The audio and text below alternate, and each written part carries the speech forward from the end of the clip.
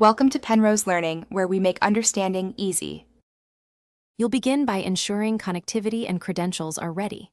First, connect to a stable Wi-Fi or cellular network and confirm you know your Apple ID password and can receive verification codes.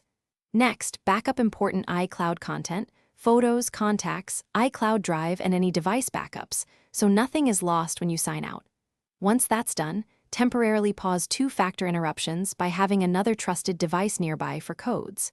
Now, open Settings and tap your Apple ID profile to start the sign-out process. Now you'll remove the account cleanly by turning off linked services. Go into iCloud settings and disable Find My iPhone or Find My Mac.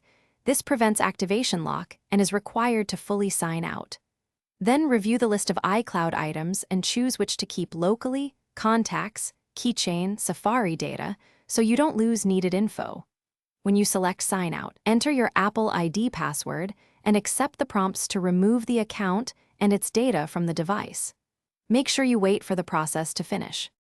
Finish by restarting the device and verifying settings no longer shows your Apple ID. If the sign out appears incomplete, update iOS or Mac OS first, restart, and try the sign out again. Updates often resolve background errors. If you still can't sign out, sign into Icloud. Apple.com to remove the device from your account remotely, or prepare to contact Apple support with your device serial and proof of purchase. One quick troubleshooting tip. Disable VPN or third-party security apps before retrying. They can block iCloud connections.